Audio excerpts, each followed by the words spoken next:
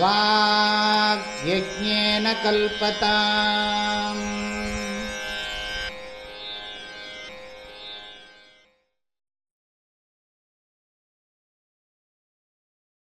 சித்தஸ்ய சுத்தயே கர்ம நது வஸ்தூபலப்தயே வஸ்து சித்திர்விசாரேண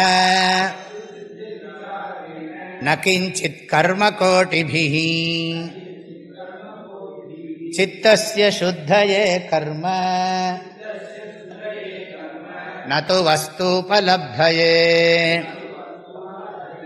வஸ்து சித்திர்விசாரேண ந கிஞ்சித் கர்ம கோடிபிஹ. கர்ம சித்தஸ்ய சுத்தயே பவதி.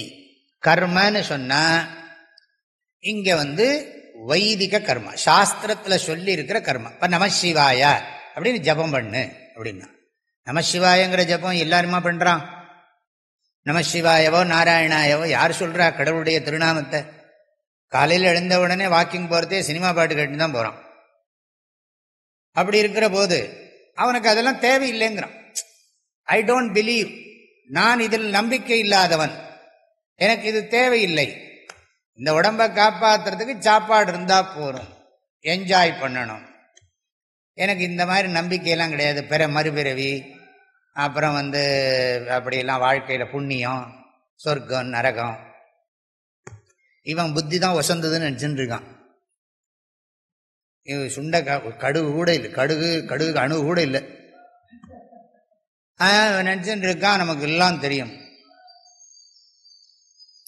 அப்படிதான் நிறைய பேர் பிஹேவ் பண்ணுறாங்க. அதனால அவங்களாம் அதெல்லாம் பண்ணுறது. நம்மளாலாம் என்ன பண்ணுறோம்? காலம்பரை போய் சாமி கும்பிட்டு பசுமாட்டை சுத்தவும், பாராயணம் பண்ணவும், நமஸ்காரம் பண்ணவும், ஜபத்தை பண்ணவும், அப்புறம் பக்தியாக பாலை வாங்கி சாப்பிடவும், இதெல்லாம் பண்ணிவிட்டு அதுக்கப்புறம் யோகாவை பண்ணவும், ஜபத்தை பண்ணவும், திரும்ப திரும்ப இதே தான் பண்ணிட்டு உட்காந்துருக்கும். எல்லாம் வேஸ்ட் ஆஃப் டைம் தான். இன்னும் இவர் ஃபுல்லாக யூஸ் பண்ணுற மாதிரி, இவர் டயத்தை ரொம்ப பர்ஃபெக்டாக யூஸ் பண்ணுறார். பாவம், அவர் பணம் சம்பாதிக்கிறது தான் வாழ்க்கைக்கு பிரயோஜனம் நினச்சிக்கிறார் வீட்டுக்கு. இப்படி நிறைய பேர் சொல்லிட்டு இருக்காங்க. நம்ம அந்த கர்மத்தை சொல்ல, அவங்க பண்ணுறது, அவங்களும் என்ன பண்ணுறாங்கன்னா காலம்பரை எழுந்து வாக்கிங் போகிறான், அதுக்கப்புறம் அவங்களுக்கு ஹெல்த்து வேண்டியிருக்கு, அதுக்கப்புறம் அவங்களும் ஏதோ சாப்பிட்டுவிட்டு போய் ஆஃபீஸில் வேலை பார்க்குறதோ வியாபாரம் பண்ணுறதோ என்னத்தையோ பண்ணுறாங்க. அதெல்லாம் லௌகிக கர்மா, இந்த உடம்பு வாழ்க்கையை நடத்துறதுக்குள்ள கர்மங்கள். அது எல்லாருமே பண்ணுறது தான். பறவைகள் கூட உணவு தேடுறது, சாப்பிட்றது, தூங்குறது. அது என்ன வேதாந்தமாக படிக்கிறது, ஜபமாக பண்ணுறது. பறவைகள், விலங்குகள், இப்போ பசுமாடு காலம்பரை வருது, அது என்ன ப்ரேயராக பண்ணுறது? அது எப்படா வரும் பார்க்குறது. அரிசியை அது கொடுக்குற வரைக்கும் அது அப்படி தடுமாறுறது. அது கொடுத்த உடனே அது திருப்தி, பேசாமல் இருக்கு. நம்ம தான் அதை சுற்றின்னு இருக்கோம், அதுக்கு ஒன்றும் தெரியாது. நம்மளோட ஆட்டிடியூடு வேறு. இப்போ இதெல்லாம் லௌகிக கர்மா. இங்கே இப்போ செடி வைக்கவும் இது பண்ணவும், இந்த செடியெல்லாம் அதெல்லாம் இந்த செடியை போய் பார்த்து நந்தலாலா, பச்சை மரம், பச்சை நிறம் தோன்றுதையே நந்தலாலா அப்படின்னா அது நம்ம ஆட்டிடியூட், அதுக்காக தெரியும். அதெல்லாம் அந்த மந்திரங்களாம் அஸ்வத்தோ வட விரக்ஷ சந்தன தருர் மந்தார கல்பத்ருமவ் அப்படின்னு சொல்லி எல்லா விரக்ஷங்களும் நல்லா இருக்கட்டும் அப்படின்னு சொன்னா, சர்வேதே பலசம்யமுதா பிரதிதினம் விப்ராஜனம் ராஜதே ரம்யம் சைத்திர ரதஞ்ச நந்தனவனம் குர்வந்துவோ மங்களம் அப்படின்னு சொன்னோம்னா அது நம்ம பாவனை. இதெல்லாம் வைதிக கர்மா, பௌராணிக கர்மா, எல்லாம் வேதத்தை ஒட்டின கர்மங்கள். அதிருஷ்ட விஷயத்தை மனசுல வச்சு பண்ற கர்மங்கள் எல்லாம் வைதிக கர்மம். அதாவது கண்ணுக்கும் கருத்துக்கும் எட்டாத சக்தியை ஏற்றுக்கொண்டு அதற்குரிய வழிபாடுகளை, சடங்குகளை செய்தால் அது வைதிக கர்மம் என்று அழைக்கப்படும். வேதங்கள்ல சொல்லப்பட்ட கர்மங்கள். நாம விவசாயம் பண்றது, நம்ம உடம்பை காப்பாற்றுறதுக்காக நம்ம எல்லாம் வேலை செய்கிறது, அதெல்லாம் நம்ம பண்றது அது கண்ணுக்கும் கருத்துக்கும் எட்டக்கூடிய பலனை தரக்கூடியது. இப்போ சமைக்கிறதுங்கிறது, சமைச்சு சாப்பிட்றோம், அது திருஷ்ட பலனை தருது. ஆனால் அதையே நாம் என்ன பண்ணுவோம்னா, இந்த உணவு எல்லோருக்கும் நல்ல பயனை தரட்டும், அறிவை கொடுக்கட்டும் அப்படின்னு பாவனை பண்ணினோம்னா, அந்த பாவனை என்ன பண்ணுறோம், அது எப்படி ஒரு சோத்தை பார்த்து நீ சொன்னியானா அது பலிக்குங்கிறதுக்கு என்ன கனெக்ஷன்னா, அது எங்களுடைய நம்பிக்கை, அது உண்மை. இப்போ எல்லாம் சொல்கிறான், சயின்டிஃபிக்காக ப்ரூவ் பண்ணணும் எல்லாத்தையும். அதாவது நம்ம அது சயின்ஸ் தான் இம்பார்ட்டன்ட். நம்ம ஸ்கிரிப்சர்ஸு பெரியவங்க மகான்களுடைய வாக்கியமெல்லாம் அதை வச்சுன்னு ப்ரூவ் பண்ணணுமா? என்னத்துக்கு? ஏற்றுக்கிட்டா ஏற்றுக்கோ, ஏற்றுக்காடி போனால் போயிட்டு போ. உனக்கு அதை வச்சு நான் ப்ரூவ் பண்ண என்ன சட்டம்? இது பிலீஃப் இல்லை, எனக்கும் நாலெட்ஜ் தான். உனக்கு நீ சயின்ஸ் அந்த இன்ஸ்ட்ருமெண்ட்டை நம்புற, நீங்களே உங்கள் தியரியே மாறின்னு இருக்கு டே டு டே. நீ ஒரு நாளைக்கு ஒன்று சொல்ல பிக் பேங் தியரிங்கிற, அப்புறம் நீங்கள் மாத்திர இல்லை அது இல்லை, இது ஐன்ஸ்டைன் கண்டுபிடிச்சதுலேயே தப்பு இருக்குங்கிறான்.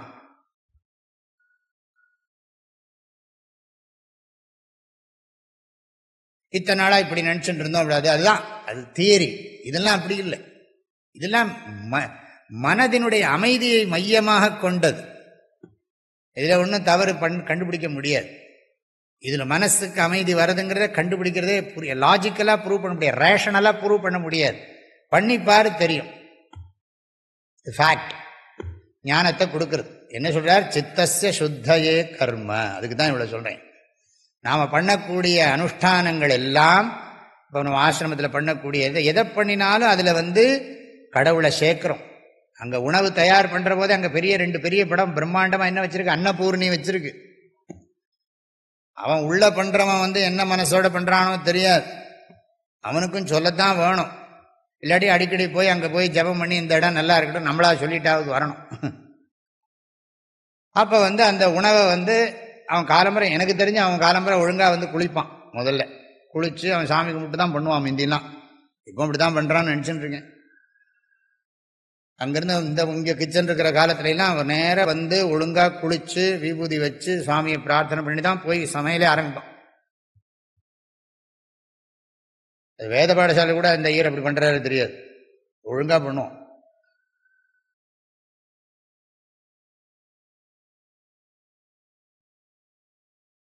அதுதான் அந்த ஈஸ்வர சம்பந்தம்.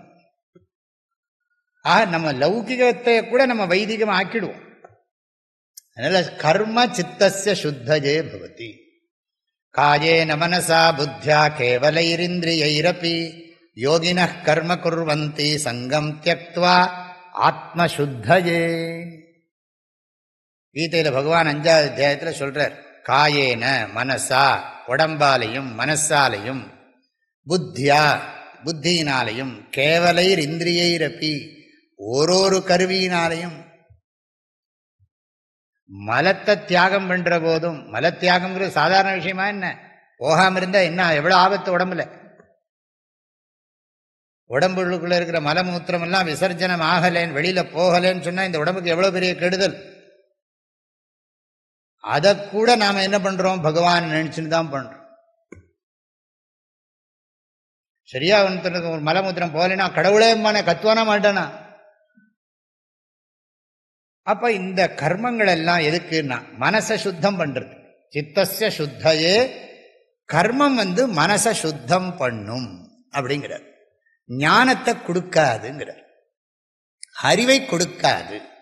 செயல்கள் நம்மை பக்குவப்படுத்தும், மனதை பண்படுத்தும், மனதை தூய்மையாக்கும், ஆனால் அறிவை தராது அப்படிங்கிறார். அறிவை தராது. நான் விவேக சூடாமணியில் என்ன சொல்லியிருக்கு அப்படிங்கிறதுக்காக வேண்டி நான் தட்சிணாமூர்த்திக்கு முன்னாடி போய் உட்கார்ந்துட்டே இருக்கேன். தட்சிணாமூர்த்தி நீயே சொல்லு, விவேக சூடாமணியில் என்ன சொல்லியிருக்கு? சங்கராச்சாரியார் சாமியார் சொல்றதெல்லாம் நான் கேட்க மாட்டேன், ஏன் அகங்காரம் அவ்வளோ பலமாக இருக்கு. அதனால் நான் என்ன பண்ணுறேன்னா, நான் தட்சிணாமூர்த்தி நீயே சொல்லு, நீயே சொல்லு, நீயே சொல்லு, நீயே சொல்லு. நான் தான்ப்பா வச்சிருக்கேன் இந்த சாமியார் பாடம் எல்லாம் வச்சிருக்கேன். மாட்டேன், நீ நேர சொல்லுன்னு.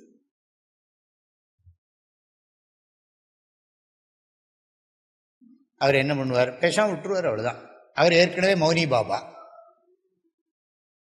சனகாதி முனிவர்களுக்கெல்லாம் சொல்லிட்டு பேசாமல் உட்கார்ந்துட்டுருக்கார். இருந்ததனை இருந்தபடி இருந்து காட்டி சொல்லாமல் சொன்னவரை நினையாமல் நினைந்து பவத்தொடக்கை வெல்வார். அப்படி உட்கார்ந்துட்டுருக்கார்.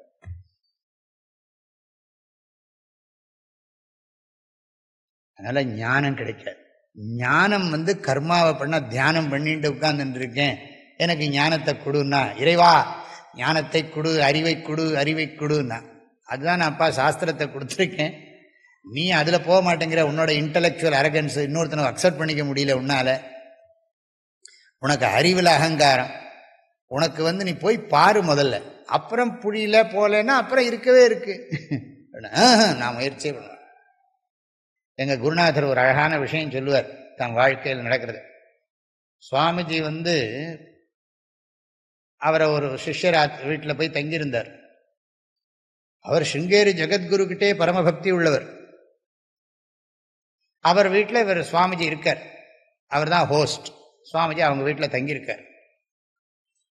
சுவாமிஜியை அவர் கிளாஸுக்கு கூட்டின்னு போய் காரில் விடுவார். சுவாமிகிட்ட ரொம்ப பக்தி, நமஸ்காரம் பண்ணுவார், என்ன பண்ணுவார். ஆனால் அவருக்கு ஒரு கொள்கை, கண்டிப்பாக படித்து ஞானத்தை பெற முடியாது. தீர்மானமாக இருக்கார். எப்படி? ஜெகத்குரு பரம்பரை ஆதிசங்கராச்சாரியார் விழுந்து விழுந்து சொல்லியிருக்கார். இந்த ஏரியா மாத்திரம் லோக்கல் அனஸ்தீஷியா. ரொம்ப விபூதியெல்லாம் வச்சுப்பார், எல்லாம் யோக வேஷ்டி போட்டுப்பார், பார்க்கறதுக்கெல்லாம் பிரமாமா இருப்பார். ஆனால் நான் யார்கிட்டையும் படிக்க மாட்டேன். இப்படியெல்லாம் பிராரப்தம் வேலை செய்யறது பாருங்க. அதனால சுவாமிஜியை கொண்டு கிளாஸ் வாசலில் விட்டுட்டு கிளாஸுக்கு சுவாமிஜி உள்ள போயிடுவார். எப்பேற்பட்ட குரு!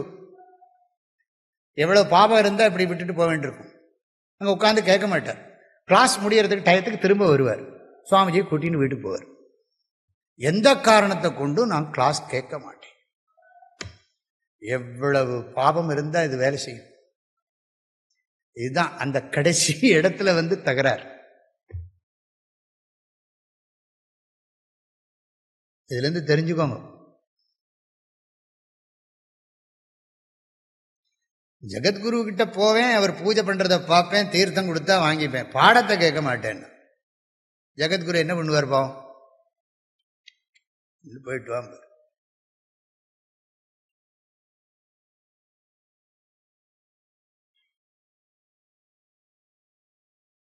இதுதான் இதுக்கு இவ்வளோலாம் ரொம்ப நான் வளவளான்னு சொல்கிறேன்னு நினைக்காங்க. இப்படிலாம் இருக்கு. அவ்வளோ தூரத்துக்கு நிறைய பேருக்கு குரு கிட்ட படித்து ஞானத்தை அடையணும் அப்படிங்கிறதுல ஏதோ ஒரு பிரதிபந்தம், ஏதோ ஒரு தடை புத்தியில் அப்படி இருக்கு. நது வஸ்தூபலப்தையே. இந்த ஆளு லௌகிக வித்தை அப்படி படிச்சிருந்தாருன்னா பரவாயில்ல. லௌகிக வித்தைக்கு அவருக்கு எத்தனையோ டீச்சர்ஸ், அவர் பெரிய இன்னும் நல்ல பதவியில் இருக்கார், நல்ல பணமெல்லாம் இருக்கு. ஆனா அதுக்கெல்லாம் போய் அல்பமான லௌகிக வித்தைக்கு 25 குரு கிட்ட போய் படிக்கிற, உத்தமமான ஆத்ம வித்தைக்கு குரு கிட்ட போக வேண்டாமா? அதுதான் இங்கதான் ஏதோ தகராறு பண்ணுது. அவங்களோட இமேஜினேஷன், கற்பனை அப்படி. இதெல்லாம் படிச்சு வராது, அப்படித்தானா வரணும் அப்படின்னு நினைச்சுக்கிறது ஒரு பிரமை. ஆதிசங்கரர் சொல்றார், கர்ம சித்தஸ்ய சுத்தையே. கர்மம் சித்தத்துக்கு சுத்தியத்தான் கொடுக்கும். அதை இங்க எம்பசைஸ் பண்றார். இதை பத்தி நிறைய இடத்துல வரப்போறது, நம்ம அப்பப்போ பார்க்கலாம். இதெல்லாம் தனியா செலக்ட் பண்ணி வச்சுக்கோங்க, அங்கங்க நீங்க நோட் பண்ணணும். இது ஒரு ரிசர்ச் ஒர்க் மாதிரி. படந்து சாஸ்திராணி யஜந்து தேவான் குர்வந்து கர்மாணி பஜந்து தேவதாக. அந்த ஸ்லோகத்தையும் ஞாபகம் வச்சுக்கோங்க. மன தூய்மைக்காகத்தான் செயல் புரியணும். நது வஸ்தூபலப்தையே. வஸ்து உபலப்தையே கர்ம ந பலம் ததாதி. கர்மம் வேலை செய்யாது. எனக்கு தெரியாத ஒரு மரத்துக்கிட்ட போய் நின்னுக்கிறேன், இது என்ன மரம்னு எனக்கு தெரியல. அதுக்கு பக்கத்தில் போய் உட்காந்து ஓம் நமோ நாராயணாயா, இது என்ன மரம் அப்படின்னா, அங்கே இருக்கிறவன் கேட்கணும், இது என்னங்க மரம் அப்படின்னா, அவர் ஏதோ பொட்டானிக்கல் நேம் எல்லாம் சொல்லி, இது இந்த வெரைட்டி, இது இந்த ஜாதியை சேர்ந்து, இந்த குரூப்பை சேர்ந்து அவர் சொல்லி கொடுத்தாருன்னா பரவாயில்ல. இல்லை நானே இந்த மரத்தை என்ன மரம்னு கண்டுபிடிக்க போகிறேன். இப்படி தலைகளாக நின்று பாரு, சுற்றிப்பாரு, யோகா பண்ணு, பிராணாயாமம் 25 பண்ணு, ஓடியும் குதித்தும் கம்பத்து ஏரியும் பாடுவார் கைவல்ய நிலையத்தில் தாண்டவராய சுவாமி. வேடம் மாறிய பெயர்களை அறியவே வேண்டினால், ஒருத்தன் வேஷத்தை மாத்தின்னு இருக்கான், அவன் யாருன்னு கண்டுபிடிக்கணும்னா அது அவன் ஜாடகடையெல்லாம் வச்சு அடையாளத்தை குறிப்பை வச்சு கண்டுபிடிக்கிறத விட்டுவிட்டு அவன் முன்னாடி டான்ஸ் ஆடி என்னெல்லாமோ குதிச்சு கிதிச்சு எந்தையோ பண்ணி அவனை கண்டுபிடிக்க முடியுமா? ஒருத்தன் தப்பு பண்ணிட்டான்னா நம்ம எப்படி கண்டுபிடிக்கிறது? அதுக்கு ஏதாவது பூஜை ஹோமமா பண்ண முடியும்? ஏதாவது குழு கிடைக்கணும்னு சொல்லுவோம். ஆக வஸ்து உபலப்தையே கர்ம ந பிரயோஜனம் பவத்தின்னு அர்த்தம். அதுக்கு அடுத்த வரியில் சொல்ல, கர்மத்தினால உண்மையை தெரிஞ்சுக்க முடியாது, மெய்ப்பொருளை அறிய முடியாது. அதனாலதான் வள்ளுவரும் சொன்னார், கற்று ஈண்டு மெய்ப்பொருள் கண்டார் தலைப்படுவர் மற்று ஈண்டு வாரா நெறி.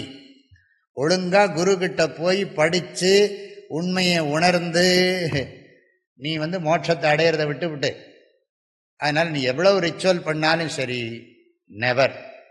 அப்ப சரி, அப்ப வஸ்து சித்தி ஞானத்தை எப்படி இதை அடையிறது, உண்மையை பற்றி அறிவை எப்படி பெறுவதுன்னா, வஸ்து சித்தி விசாரேண. நான் யார்? விசாரம் ஒரு கர்மான்னு சொல்லக்கூடாது.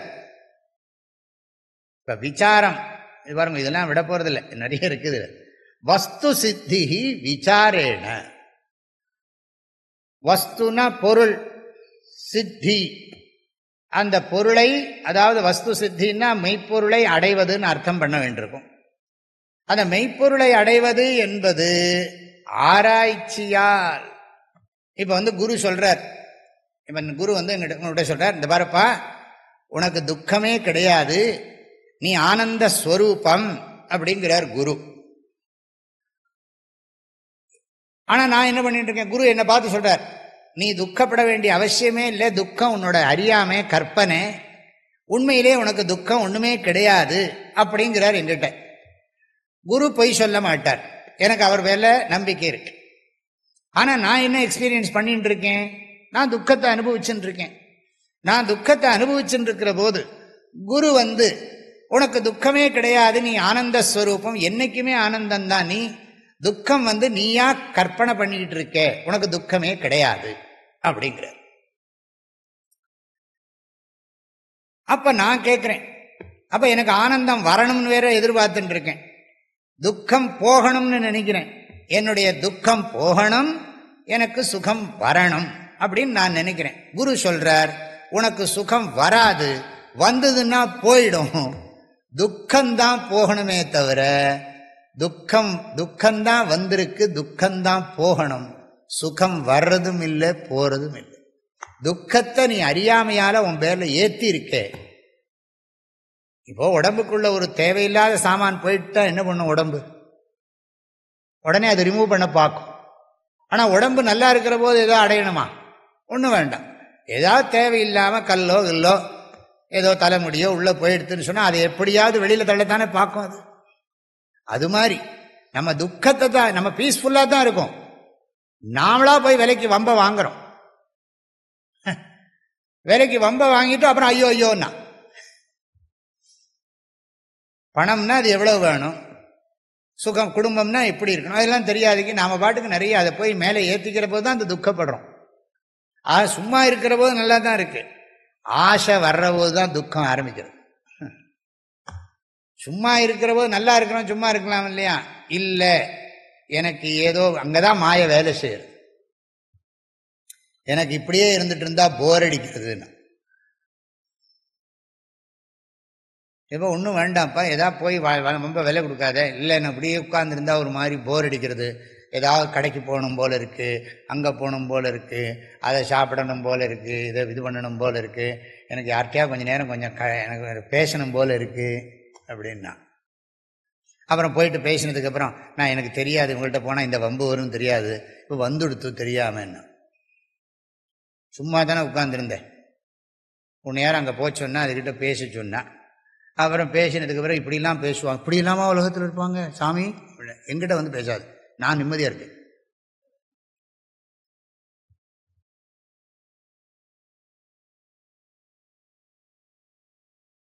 புரியுது இல்லை? சரி, எதுக்கு இதை சொல்ல வரேன், இப்போ குரு சொல்ற, சுவாமி நானே ஆனந்தம்னா நான் ஏன் சுவாமி ஆனந்தத்தை விட்டு விலகி போகிறேன்? நான் ஆனந்தம்ங்கிறது எனக்கு தெரியலையே சுவாமின்னா. இப்போ உன் ப்ராப்ளம் ஆனந்தத்தை அடையிறதா தெரிஞ்சுக்கிறதா? இப்போ நான் சொன்ன வார்த்தையை வச்சு நீ கொஞ்சம் புத்தி யூஸ் பண்ணிட்டான், தப்பி தவறி யூஸ் பண்ணினதுனால இவன் சொல்கிறான். என்ன சொல்கிறான்னா, சுவாமி நான் அழுன்னு அழுதுன்னு இருக்கேன், ஜோசியம் வேற சொல்லிட்டு இருக்கான், நீ இன்னும் இந்த 7.5 வருஷம் ஒரு சனிக்கிழமையும் தவறாமல் குச்சனூருக்கு போகணுங்கிறான்.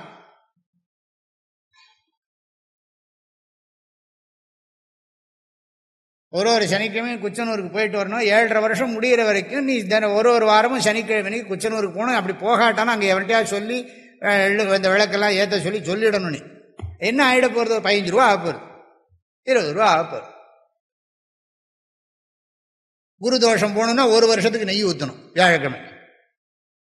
என்னவா இதெல்லாம் பண்ணணும்னு சொல்லியிருக்கான் சுவாமி அப்படின்னு. எனக்கு அவ்வளோ தூரம் அவன் கஷ்டம் இருக்குங்கிறத நான் உண்மையை நினச்சிட்டு இருக்கேன். நீங்கள் சொல்கிறீங்க ஆனந்தமேங்கிறீங்க, எனக்கு ஏன் சுவாமி தெரியல? இப்படி தெரிஞ்சால் நான் ஏன் இப்படி போகிறேன் அப்படின்னா, இப்போ நீ எதுக்கு எஃபர்ட் எடுக்கணும்? தெரிஞ்சுக்கிறது. அப்போ தெரிஞ்சுக்கிறதுக்கு என்ன பண்ணணும்னா, ஏதாவது ஜபம் பூஜையாக பண்ணணும்? திங்க் பண்ணுப்பா. எப்படி திங்க் பண்ணுறதுன்னா, உனக்கு நான் ஹெல்ப் பண்ணுறேன். அதுக்கு ஸ்கிரிப்சர் இருக்கு, சாஸ்திரம் உனக்கு உதவி செய்கிறது. சாஸ்திரம் இல்லாமல் நான் இல்லாமல் நீ அந்த உண்மையை புரிஞ்சுக்க முடியாது. திங்கிங் நாட் கர்மா, ஞாபகம் வச்சுக்கோ. சிந்திப்பது கர்மம் அல்ல. கொஞ்சம் புரிஞ்சுக்கணும். கடினம் தான் இந்த இடம், கடினம் தான். இப்போ இது என்ன அப்படின்னு கேட்டா புத்தகம்ங்கிறேன்.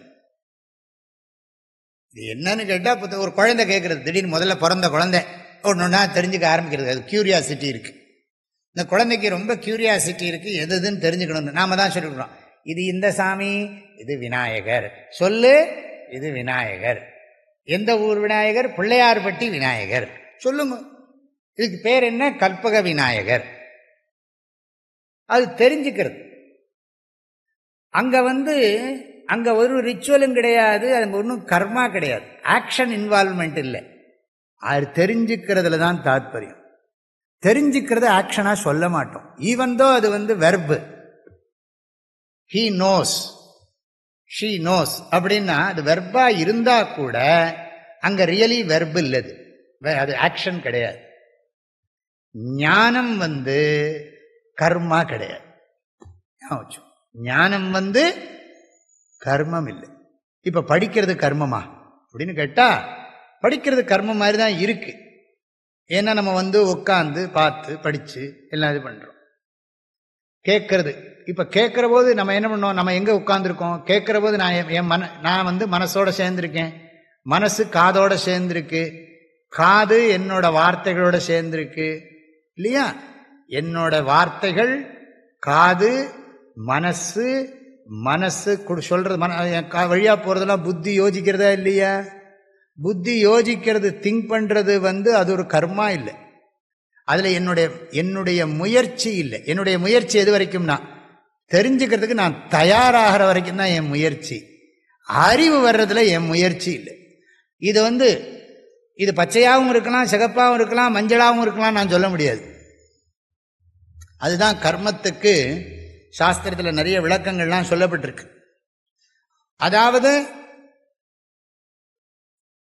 நான் ஒரு காரியத்தை செய்யலாம், செய்யாம இருக்கலாம், மாற்றி செய்யலாம்.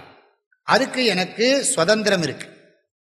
ஒரு செயலை நான் செய்வதற்கும் செய்யாமல் இருப்பதற்கும் மாற்றி செய்வதற்கும். இப்ப நான் திடீர்னு கிளாஸை மூடி வச்சுட்டு நம்ம இன்னைக்கு பாட்டெல்லாம் பாடுவோமா கொஞ்ச நேரம் அப்படின்னு நான் சொல்லலாம். நம்ம இன்னைக்கு தாய்மானவர் பாட்டெல்லாம் கொஞ்ச நேரம் பாராயணம் பண்ணலாம், போரும் கிளாஸ், எனக்கே போர் அடிக்கிறது அப்படின்னு சொல்லிட்டு சொல்லலாமே. அதுக்கு செயல். இப்ப நான் பேசுறதுங்கிறது இது என்ன? கர்மேந்திரிய வியாபாரம் தானே. பேசுறதுங்கிறது கர்மேந்திரிய வியாபாரம். இப்ப வாக்குங்கிறது கர்மேந்திரியம். நான் யோசிச்சு பேசின்னு இருக்கேன். நான் எதை பேசணுமோ அதை பேசலாம். திடீர்னு யூபி எலெக்ஷனை பத்தி பேச ஆரம்பிச்சுட்டேன்னு வச்சுக்கோங்க. உங்களுக்கு என்ன தோணும்? சரி, நம்ம தலையெழுத்து இன்னைக்கு சாமியாருக்கு அந்த பாலிடிக்ஸ் பேச ஆரம்பிச்சுட்டார் இன்னும் உங்களுக்கும் தோணும் வேற விஷயத்த பேசலாம். இல்லாட்டி விவேக சூடாமணியை விட்டுவிட்டு ஏதாவது இந்த குச்சனூருக்கு போகிறத பற்றி சொன்னீங்களே சுவாமி, அந்த 7.5 சனிங்கிறதுனுடைய மகிமை என்ன சொல்லும்? மகிமை சொல்லட்டுமா அப்படின்னா, விவேக சூடாமணியை விட்டுட்டு சித்தஸ்ய சுத்தையே கர்மாங்கிற ஸ்லோகத்துக்கு வியாக்கியானத்தை விட்டுட்டு சனின்னா என்ன, நவகிரகத்தில் சனியோட லட்சணம் என்ன,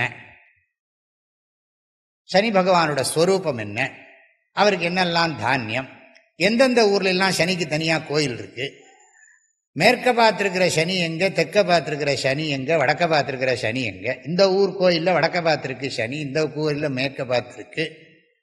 குச்சனூரில் கிழக்கு பார்த்துருக்கோ அப்படி தான் நினைக்கிறேன். ஆமாம், குச்சனூரில் மாத்திரம் சனி கிழக்க பார்த்துட்டார்.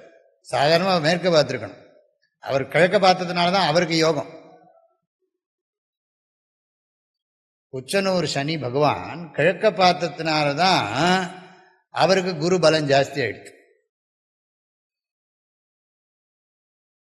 இப்படிலாம் நான் பேசுகிறேன்னு வச்சுங்களேன், எனக்கு சாய்ஸ் இருக்கு, ஆக்ஷனில் எனக்கு சாய்ஸ் இருக்கு, நாலெட்ஜில் எனக்கு சாய்ஸ் கிடையாது. அதுதான் விஷயம். அதுக்கு தான் வந்தேன். அறிவில் எனக்கு சாய்ஸு கிடையாது. இதில் சாய்ஸ் இருக்கா? இது ஆரஞ்சாகவும் இருக்கலாம். நீ ஆரஞ்சுன்னு சொன்னால் சொல்லிட்டு போ, நான் பச்சை தான் சொல்லுவேன் அப்படின்னா, ஐயோ பைத்தியத்திட்ட மாட்டினோம். சரி, ஒரே நமஸ்காரம், ஏதோ விபூதிலாம் வச்சிருக்காரு, மொட்டை தலையா இருக்கு, நமஸ்காரம் பண்ணிட்டு போயிடுவோம். அடுத்த தடவை வருவான பக்கத்தில். இதுலேருந்து தெரிஞ்சுக்கோங்க, இதுக்கு பேர் சாஸ்திரத்தில் வஸ்து தந்திரம் புருஷ தந்திரம்னு பேர். வஸ்து தந்திரம் புருஷ தந்திரம்னு பேர்.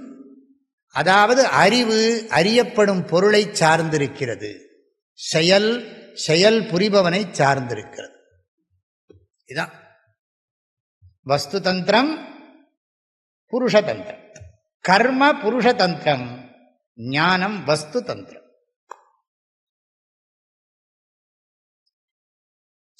செயல் புரிபவனை சார்ந்திருக்கிறது. இதுக்கு இவ்வளவுலாம் சுத்தி சுத்தி பேசினாலும் சாரம் இதுதான். ஆனா இவ்வளவு சுத்தி பேசினால்தான் இந்த சாரம் புரியும். அதுக்காக இவ்வளவு பேச வேண்டியிருக்கு. இப்ப நான் திடீர்னு இப்படி காமிச்சு இது என்னது அப்படின்னு கேட்டா நீங்க என்ன சொல்றீங்க? அதுக்கு ஏதாவது முயற்சி எடுக்கணுமா? என்னன்னு தெரியும். இது ஒரு சின்ன சில்வர் தட்டு, பிளேட் அப்படின்னு சொல்ல வேண்டியதான். ஆக எதெல்லாம் தெரிஞ்சுக்கிறோமோ அதுல சாய்ஸ் கிடையாது. ஆனா நான் இப்ப தெரிஞ்சுக்கிறேன். இப்ப விவேக சூடாமணி கிளாஸ் நடக்கிறது அப்படிங்கிறத தெரிஞ்சுக்கிறோம். தெரிஞ்சுக்கிறதுல சாய்ஸ் இல்லை. நான் கிளாஸுக்கு போகணுமா போக வேண்டாமா, படிக்கலாமா வேண்டாமாங்கிறதுல எனக்கு சாய்ஸ் இருக்கு. அது புரிஞ்சுக்கோங்க. கர்மம் புருஷதந்திரம், செய்ய முடியும், செய்யாமல் இருக்க முடியும், மாற்றி செய்ய முடியும். கர்த்தும் அகர்த்தும் அந்யதாவா கர்த்தும் சக்கியம் கர்ம. கர்மத்துக்கு கர்த்தா ஸ்வதந்திரஹா. ஞாபகம் வச்சுக்கோங்க. என்னுடைய அதுக்கு சில பேர் சொல்லுவாங்க கர்மம்னா ஹிருதயம் துடிக்கிறது கர்மம்னா. அது என் கண்ட்ரோல் இல்லை. ஹிருதயம் தானா துடிச்சுன்னு இருக்கு, மூச்சு தானா விட்டுன்னு இருக்கு. ஒருவேளை மூச்சு பிடிப்பு, மூச்சு முட்டித்துன்னா நான் அப்புறம் தான் முயற்சி பண்ணணும். பிராணாயாமம் என்னோட எஃபர்ட். ஆனா மூச்சு தானா போயிட்டு இருக்கிறது என்னோட எஃபர்ட் என்ன இருக்கு இதுல? அல்ல, எங்க என்னுடைய முயற்சி இருக்கோ அதுதான் karma. Willful action alone is called karma. எங்க என்னுடைய முயற்சியோட ஒரு காரியத்தை செய்யறேனோ அதுக்கு பேர் தான் கர்மான்னு பேர், செயல். ஆகையினால இப்ப இங்க என்ன தெரிஞ்சுக்க போறோம்னா, இப்ப ஆத்மாவை பத்தி தெரிஞ்சுக்க போறேன். என்னை பத்தி நான் தெரிஞ்சுக்கிறதுக்கு ஏதாவது ஆக்ஷன் பண்ண முடியுமா? ஹூ ஆம் ஐ, நான் யார், இந்த உலகத்தின் உண்மை என்ன அப்படிங்கிறதுக்கு நான் ஏதாவது பூஜை பண்ணணுமா? இல்லை பெரிய பெரிய கோயிலை கட்டி தங்கத்திலேயே இழைச்சி வைரத்தில் இழைச்சி கும்பாபிஷேகம் பண்ணால் வருமா ஞானம்? வராது, வராது, வரவே வராது. இதில் வராதுன்னு புரிஞ்சுக்கிறதுக்கு தான் கர்மா. புத்தி நல்லா வேலை செய்யறதுக்கு தான் இதெல்லாம் அதிருஷ்ட சக்தி கொடுக்கும். இந்த புத்தி சரியாக வேலை செய்வதற்கு இந்த பூஜைகள், ஜபங்கள், தியானங்கள் நமக்கு உதவி செய்யும். ஆனால் அதுவே கொடுத்து விடாது. நம்ம புத்தியை யூஸ் பண்ணி சாஸ்திரத்தை வச்சுத்தான் ஞானத்தை பெற முடியும். இல்லாட்டி பகவான் ஏன் சொல்றார் கீதையில் அத்தியாத்ம ஞான நித்தியத்துவம் தத்துவ ஞானார்த்த தரிசனம். அது ரொம்ப முக்கியம். ஏன்னா 20 குணங்கள் சொல்றார் பகவான் 13வது அத்தியாயத்தில். முக்கியமா கடைசியில் சொல்றது என்னன்னா, தத்துவ ஞானத்தின் பயனை அறிந்து இடைவிடாமல் தத்துவ ஆராய்ச்சியை செய்து உண்மையை உணர வேண்டும். தத்துவ ஞான அர்த்த தரிசனம் அத்தியாத்ம ஞான நித்தியத்துவம் ஆச்சாரிய உபாசனம். இப்படி போடணும். தத்துவ ஞானார்த்த தரிசனம் ஆச்சாரிய உபாசனம் அத்தியாத்ம ஞான நித்தியத்துவம். இது 3 போட்டால் ரொம்ப அழகா இருக்கும். தத்துவ ஞானத்தின் பயனை அறிதல், ஆச்சாரியரை போற்று உபாசனை செய்தல், வழிபடுதல், ஸ்ரத்தையோடு இருக்கிறது. அது நிறைய அர்த்தம் இருக்கு. பிறகு அவருடைய உபதேசத்தை கேட்டு அதிலேயே நிலை நிற்பது. அத்தியாத்ம ஸ்ரவணவர்ண நிதித்தியாசனத்திலேயே நிஷ்டனா இருக்கிறது. அதுதான் அத்தியாத்ம ஞான நித்தியத்துவம். இது எனக்கே இன்னைக்கு புதுசா சொல்றேன். தத்துவஞானார்த்த தரிசனம் ஆச்சாரிய உபாசனம். அது ஆர்டர் வேறையா இருக்கு. அமானித்துவம் அதம்பித்துவம் அஹிம்சா க்ஷாந்தி ஆர்ஜவம் ஆச்சாரியோபாசனம் சௌச்சம் ஸ்தைரியம் ஆத்ம விநிகிரஹ இந்திரியார்த்தேஷு வைராக்கியம் அனஹங்கார ஏவச்ச ஜன்ம மிருத்யு ஜரா வியாதி துக்க தோஷான தரிசனம் அசக்திர் அனபிஷ்வங்கா புத்திரதார கிருஹாதிஷு நித்யஞ்ச சமச்சித்தத்துவம் இஷ்டானிஷ்டோபத்திஷு மயீச்சானன்ய யோகேன பக்திரவிபிசாரிணி விவிக்ததேச சேவித்வம் அரதிர்ஜன சம்சதி அத்தியாத்ம ஞான நித்தியத்துவம் தத்துவ ஞானார்த்த தரிசனம். 11வது ஸ்லோகம் 13வது அத்தியாயம். அத்தியாத்ம ஞான நித்தியத்துவம். இது ரீஅரேஞ்ச் பண்ணணும். முதல்ல ஜென்ம மிருத்யு ஜராவியாதி துக்க தோஷானு தரிசனத்தை ஃபர்ஸ்ட்ல போடணும். அதுக்கப்புறம் 1 by 1 அந்த ஆர்டரை மாற்றினோம்னா இன்னும் எக்ஸலண்டா இருக்கும். அதெல்லாம் பண்ணினது இல்லை. யாரும் இதை அட்டன் பண்ணினாங்களான்னு எனக்கு தெரியாது. ஆக இது பார்த்தா வித்தியாசம். அந்த கிருஷ்ணர் சொல்லியிருக்கிற அந்த 20 குணங்களை நம்ம ரீஅரேஞ்ச் பண்ணினா ரொம்ப அழகா இருக்கும். அந்த ஆர்டர்ல சொன்னோமான மனசுல பதியும். அதை வச்சே நிறைய சொல்லலாம், நிறைய சிந்திக்கலாம். சொல்றது இல்லை, சிந்திக்கலாம். நாம முதல்ல சிந்திச்சு நம்ம புரிஞ்சுட்டா தானே இன்னொருத்தருக்கு சொன்னா எடுபடும், புரியும். சித்தஸ்ய சுத்தயே கர்ம நது வஸ்தூபலப்தயே. கர்மம் சித்த சுத்திக்குத்தான். அப்பயே ஒரு விஷயம் சொன்னேன். சங்கம் தியக்த்வா ஆத்மசுத்தயே காயேன மனசா புத்தியா கேவலைஹி இந்திரியைஹி அப்படி யோகினஹா. யோகினஹான்னா மனசை பக்குவப்படுத்திக் கொள்ள விரும்புகிறவர்கள் கர்ம குர்வந்தி. சங்கம் தியக்த்வா பலனில் பற்றை துறந்து செயல் புரிகிறார்கள். எதற்குன்னா மன தூய்மை பெறுவதற்காக, சித்த சுத்திக்காக. சங்கராச்சாரியர் இங்கேயும் அது சொல்லலை. அர்த்த காம பிராப்தையே கர்மன்னு போடலை. ஏன்னா கர்மாலாம் என்னதுக்கு இருக்கு? லௌகிக உலகத்தில் பண்ற கர்மாக்கள்லாம் என்னது? பணம் சம்பாதிக்கணும், சுகம் அனுபவிக்கணும், அவ்வளோதானே. வெல்த் அண்ட் என்டர்டெயின்மெண்ட், இதுதானே மனுஷனுக்கு வேணுங்கிறான். Wealth, entertainment, love and affection, sharing, இதெல்லாம் பற்றி செகண்டரி தான். உண்மையிலே இன்னொருத்தர்கிட்ட அன்பு செலுத்துறது, எல்லார்ட்டையும் நல்லா அன்பாக பழகிறது, சந்தோஷமாக இருக்கிறது, அதெல்லாம் கூட எனக்கு பணம் நிறைய வேணும். நிறைய டிவி பெருசாக பெரிய ஸ்க்ரீனாக இருக்கணும், நிறைய பார்த்துட்டு இருக்கணும், ஃபோனில் 2-3 வெரைட்டி இருக்கணும், அதில் எல்லாம் பார்த்துக்கிட்டு இருக்கணும் எப்போ பார்த்தாலும். அதில் தானே மனுஷனுக்கு நாட்டம் வருது. இங்கே போட்டிருக்கிறதே பாருங்க, ரொம்ப அழகாக போட்டிருக்கார் சங்கராச்சாரியர். சொன்னாலும் இதுலேயும் ரொம்ப ஒரு நுணுக்கம் இருக்குது. சாதாரணமாக வைதிக கர்மம் என்ன சொல்லுகிறதுனா, இதெல்லாம் நீ பண்ணினி ஆனால் மழை சரியாக பெய்யும், பயிர் நல்லா விளையும், அப்படி தானே இருக்கு. எல்லா புஸ்தகத்திலையும் பார்த்தா நீ இந்த பூஜையை பண்ணினி ஆனால் மழை நல்லா பெய்யும், பயிர்லாம் நல்லா விளையும், அப்படிலாம் இருக்கு. அதெல்லாம் உண்மைதான், அதில் சந்தேகம் கிடையாது. பயிர்கள் நன்றாக விளையும், பூமி நன்றாக இருக்கும், மழை தண்ணீர் நதியில் ஆற்றுலாம் நீர் நல்லா போகும், விலங்குகள்லாம் பறவைகள்லாம் சுகமாக இருக்கும், என்னவோ நிறைய விஷயங்கள்லாம் வேதம் சொல்லுகிறது. ஆனால் எல்லாம் மெட்டீரியலிசம் தான். அப்புறம் உனக்கு நல்லா கல்யாணம் நடக்கும், உனக்கு நல்லா குழந்தைகள்லாம் பிறக்கும், உன் குடும்பம் நல்லா இருக்கும் எல்லாம். ஆனால் எல்லாத்துலேயும் தர்மத்தை வச்சிருக்கு. கடவுள் பக்தியையும் தர்மத்தையும் சேர்த்தே கொண்டு போகிறது சாஸ்திரம். அறவழியில் பொருளை பெறு, அறவழியில் இன்பம் துய்ப்பாயாக. ஆக வைதிக கர்மாக்கள் எல்லாமே அறவழியில் பொருளீட்டுதல், அறவழியில் நம்மை பாதுகாத்துக் கொள்ளுதல், அறவழியில் புலனின்பங்களை அனுபவித்தல், எல்லாம் அறத்தை சார்ந்து இருக்கணும். அதுக்கு தான் வேதம் இருக்கு. ஆனால் நல்லா அனுபவி. ஆனால் மறைமுகமாக உன்னை அறியாமலேயே இந்த அறம் என்ன பண்ணும்னா உன்னை மனசை பக்குவப்படுத்து. இந்த இடத்துல கர்மன்னா தர்ம கர்மா. சாஸ்திரத்தில் சொல்லி இருக்கிற வைதிக தர்ம கர்மங்கள், புண்ணிய கர்மங்கள் எல்லாம் முதல்ல உனக்கு இவன் பணத்துக்காக தான் பண்ணுவான். இந்த பூஜை பண்ணினா மகாலட்சுமி ஹோமம்னா நிறைய கூட்டம் வருது. மகாலட்சுமி ஹோமம் நடக்கிறது, பூஜையில் எல்லாருக்கும் பணம் வச்சு எல்லாருக்கும் வரவங்களுக்கெல்லாம் ரூபா கொடுக்க போறேன்னா, இந்த பூஜையில் இத்தனை ரூபா கட்டுறவங்களுக்கு தங்க காசு, இத்தனை ரூபா கட்டுறவங்களுக்கு வெள்ளி காசு, இத்தனை ரூபா கட்டுறவங்களுக்கு தாமரத்தை வெள்ளியில் முக்கி தருவேன், இத்தனை ரூபா கட்டுறவங்களுக்கு தாமரத்தை தங்கத்தில் முக்கி தருவேன்னா அதுக்கு கூட்டம் நிறைய வரும்.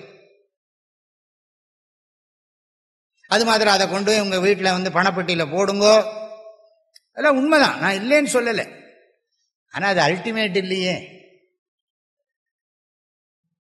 ஆனால் அதெல்லாம் பூஜை பண்ணுறோ, எல்லாரும் கண்ணை மூடுங்கோ, இப்படி உட்காருங்கோ, வாங்கோ, பூஜை பண்ணுங்கோ, எல்லாரும் சொல்லுங்க வக்திராப்ஜே பாக்யலக்ஷ்மி, கரதல கமலே சர்வதா தானலக்ஷ்மி, தோர்தண்டே வீரலக்ஷ்மி, ஹிருதய சரசிஜே பூதகாருண்யலக்ஷ்மி. லக்ஷ்மி லக்ஷ்மின்னு கேட்டவுடனே எனக்கு என்னவோ பண்றது. சர்வாங்கே சௌமியலக்ஷ்மி, நிகில குணகடாடம்பரே கீர்த்தி லக்ஷ்மி, ஜிஹ்வாக்ரே சத்யலக்ஷ்மி. அது மாத்திரம் ரிஜிஸ்டர் ஆகாது. மயித்து விஜயதாத் மோக்ஷ சாம்ராஜ்யலக்ஷ்மி. இதெல்லாம் சொன்ன உடனே இன்னும் நிறைய சாமி லட்சுமி லட்சுமி லட்சுமின்னு சொல்லிகிட்டே இருக்கார். ஷோடச லட்சுமி, அந்த லட்சுமி, இந்த லட்சுமி, சொல்லுங்க சொல்லுங்க சொல்லுங்க. வீடு முழுக்க கூரை முழுக்க போச்சுன்னு கொட்டட்டும். ஆனால் இதெல்லாம் என்னென்ன, அது அப்புறம் கொஞ்ச நாள் கழிச்சு சாமி வந்தது வரலன்னு சொல்லலை. பார்த்தீங்கன்னா நவம்பர் 2ஆம் தேதிக்கு எங்களுக்கு ஒரு 50 கோடி ரூபா வந்தது. நாங்கள் எல்லாம் உள்ள அடுக்கி அடுக்கி வச்சோம். நவம்பர் 2ஆம் தேதி இன்னைக்கு இந்த மகாலட்சுமி பூஜை பண்ணின ஒரு 3ஆவது நாள், 1ஆம் தேதி பண்ணினோம், 3ஆம் தேதிக்குள்ளே வந்துடுச்சு. எல்லாம் வீட்டில் நாங்கள் அடுக்கி அடுக்கி வச்சோம். 8ஆம் தேதி ராத்திரி ஒரு 8 மணிக்கு ஒரு நியூஸ் வந்தது. புரியுறது இல்லை? அப்போ என்ன ஆச்சுன்னா, பண்ணின புண்ணியம் புண்ணியத்தை கொண்டு குப்பையில் போடுங்க, பணம் போச்சே.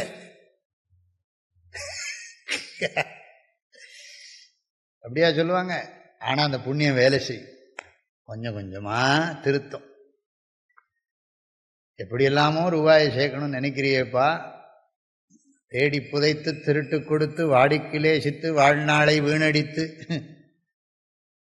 ரொம்ப ஆச்சரியம்தான். எதுக்கு நான் அவனை அறியாமல் பண்ணின புண்ணியம் என்ன பண்ணணும்? சரி, அங்கே இருக்கிறப்போ ஒரு மாதிரி பேசுறீங்க, இங்கே வந்தால் ஒரு மாதிரி பேசுறீங்களேன்னா, அங்கே இருக்கிற சாமியார் வேற, இங்கே இருக்கிற சாமியார் வேற. அதே ஆள் தானே நீங்கள். அங்கே இருக்கிற போது நீ அங்கே இருக்கிற ஜனங்களை தகுந்து அந்த மாதிரி மெச்சூரிட்டிக்கு தகுந்த மாதிரி அங்கே சொல்லுவேன், இங்கே வந்தால் இங்கே இருக்கிறவனுக்கு தகுந்த மாதிரி சொல்லுவேன். மாட்டுக்கு வைத்தியம் பண்ணுறவோ அதுக்கு தகுந்த மாதிரி வைத்தியம் பண்ணணும், மனுஷனுக்கு வைத்தியம் பண்ணுறவோ அதுக்கு தகுந்த மாதிரி வைத்தியம் பண்ணணும். என்ன நாங்களாம் மாடான்னா அது எனக்கு தெரியாது.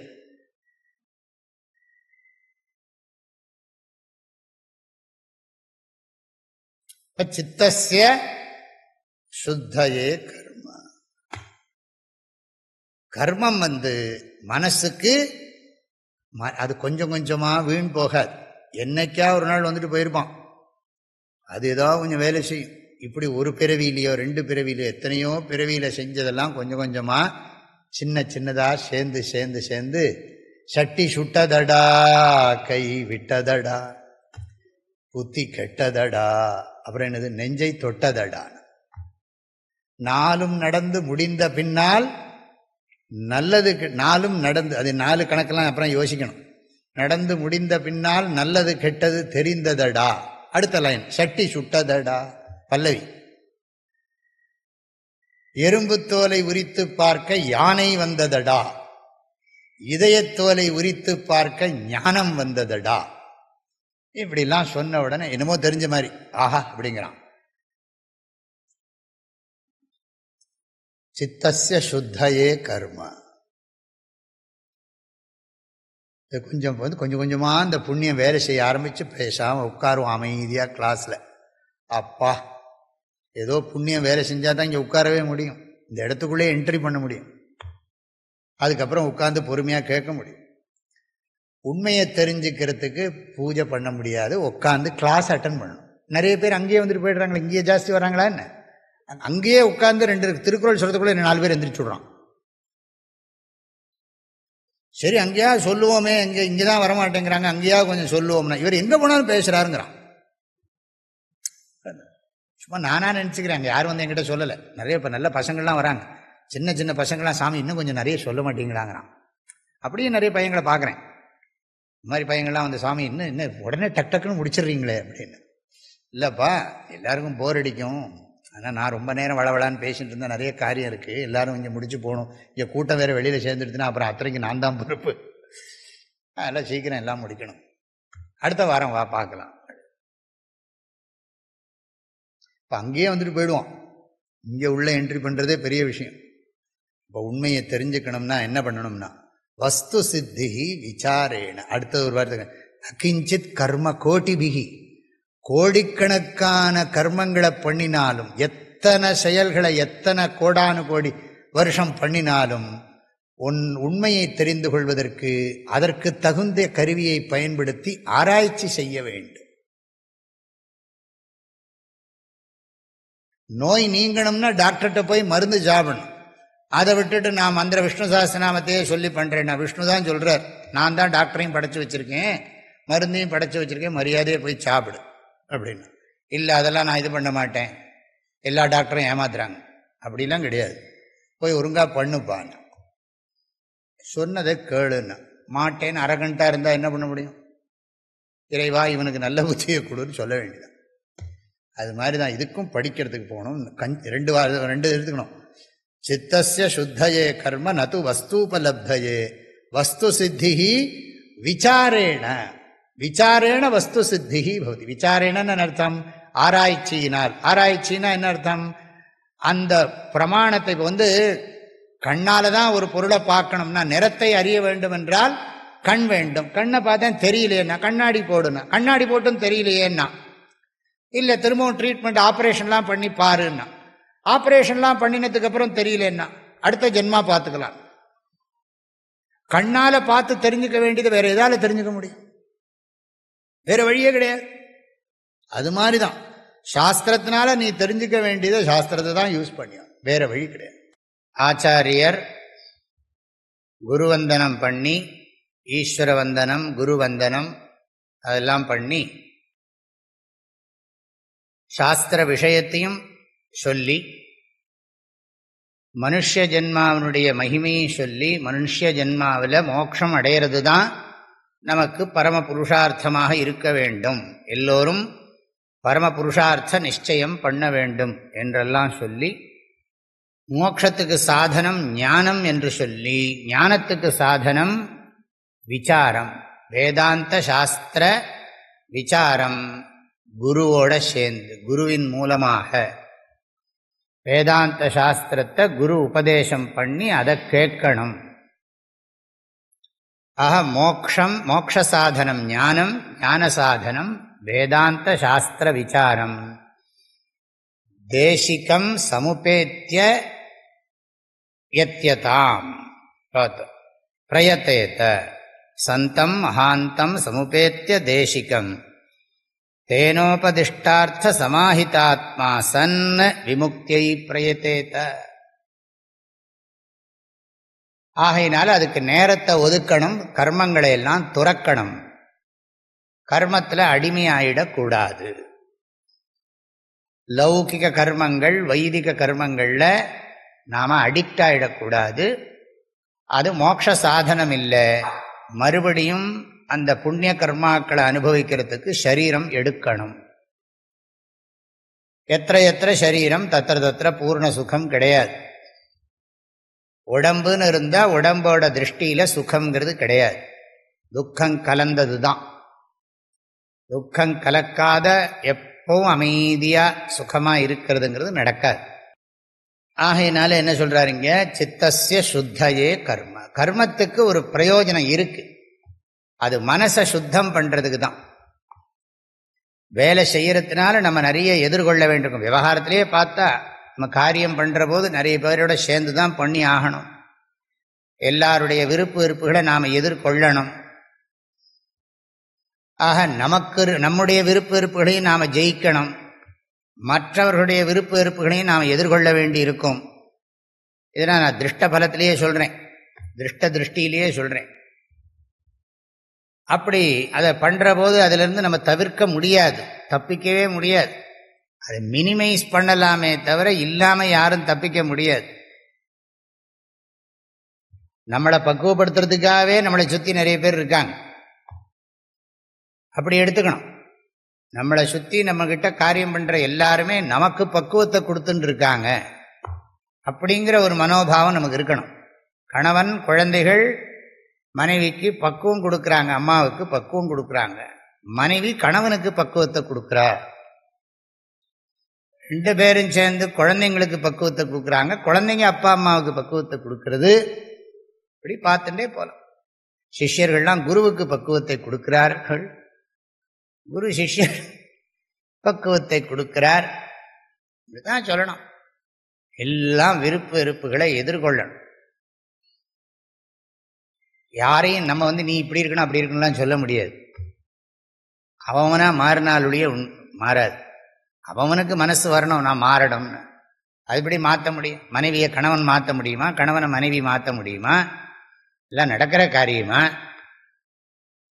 அது மாத்திரம் எல்லாரும் ஒரே மாதிரி இருந்தால் அது உலகமா?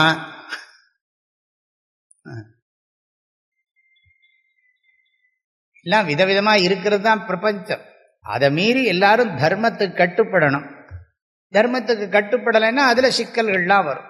தர்மத்தை கடைப்பிடிச்சா பாராட்டுதல், தர்மத்துக்கு புறம்பா நடந்தால் அதுக்கு தண்டனை கிடைக்கும். இப்படி எதுக்கு சொல்கிறோம்னா, இது நம்ம மனசை அனுபவத்தின் வாயிலாகவும் அதிருஷ்ட சக்தியின் வாயிலாகவும் பக்குவப்படுத்துகிறது. இங்கே ரொம்ப முக்கியமாக சொல்கிறது வைதிக கர்மங்கள் தான், பூஜைகள் தான், வழிபாடுகள் தான். அதெல்லாம் மனசை தூய்மைப்படுத்துமே தவிர, மனத்துக்கண் மாசில்லாதவர்களாக ஆக்குமே தவிர, ஆனால் ஞானத்தை கொடுக்காது. வஸ்து உபலப்தையே. வஸ்துனா இந்த இடத்துல பிரம்மன், மெய்ப்பொருள். வஸ்துனா பொருள்னு அர்த்தம் சாதாரணமா. இந்த இடத்துல பொருள்னா என்ன பொருள்னா மெய்ப்பொருள், சத்வஸ்து அப்படின்னு அர்த்தம். சத்வஸ்து மெய்ப்பொருளை அறிய வேண்டும் என்றால் அதற்கு பூஜைகளோ ஜபமோ பண்ணி பிரயோஜனம் இல்லை. என்ன பண்ணணும்னா விசாரேண வஸ்து சித்தி, ஆராய்ச்சி பண்ணணும். எது உண்மை எது பொய், சதசத் விவேகா, அது புத்தியினால்தான் பண்ண முடியும். கோடிக்கணக்கான கர்மாக்களை பண்ணியும் பண்ண முடியாது. நகிஞ்சித் கர்ம கோட்டிபிஹி வஸ்து சித்திஹி பவதி. அதாவது கோடிக்கணக்கான கர்மாக்களை பண்ணினாலும், எத்தனை கோடி கோடி அர்ச்சனை பண்ணினாலும், எத்தனை கோடி கோடி ஜபம் பண்ணினாலும் வராது. 8000 யோகம் இருக்கினும் கண்ணார் அமுதினை கண்டறிவாரில்லை, இப்படி பாடியிருக்கார் திருமூலர். அதற்கு எது சாதனமோ அதை பயன்படுத்தி ஆகணும். நிறைய பேருக்கு அது என்ன இப்படி ஃபெனாட்டிக்காக பேசுகிறாங்க, ஞானத்தினால்தான் மோட்சம்னு. அப்படி இல்லைப்பா, ஃபெனாட்டிக் கிடையாது, குறுகிய மனப்பான்மை இல்லை. எது உண்மைன்னு சொல்கிறோம். குறுகிய மனப்பான்மையோடு நம்ம பேசலை. நம்ம ஒரு நாளும் கர்மத்தை நிந்தனை பண்ணலை. கர்மத்தினால என்ன கிடைக்குமோ அதுதான் கிடைக்கும், கர்மத்தினால இது கிடைக்காது. என்னெல்லாமோ யோகம் சொல்லுகிறோம், கர்ம யோகம், பக்தி யோகம், ராஜயோகம், அப்புறம் சிவராஜ யோகம், நாத யோகம், குண்டலினி யோகம், ஏகப்பட்ட யோகா, கிரியா யோகம். ஏகப்பட்ட சாதனங்களை சொல்லுகிறார்கள். ஆனால் அந்த அத்தனை சாதனங்களும் ஒன்று சட்டில் லெவலில் இருக்கக்கூடிய சூக்ஷ்மமான மானசமான கர்மமாக இருக்கு. தியான யோகம் இதெல்லாம் ஞான சாதனம் கிடையாது. இதெல்லாம் ஞான சாதனம் இல்லை, சித்த சுத்திக்கு சாதனம். மனசை சுத்தப்படுத்துறதுல அது சாதனம்ங்கிறத நம்ம மறுக்கவே இல்லை. ஆனால் அது ஞானத்தை உண்டு பண்ணாது. ஞானத்தை உண்டு பண்ற சக்தி கர்மத்துக்கு கிடையாது.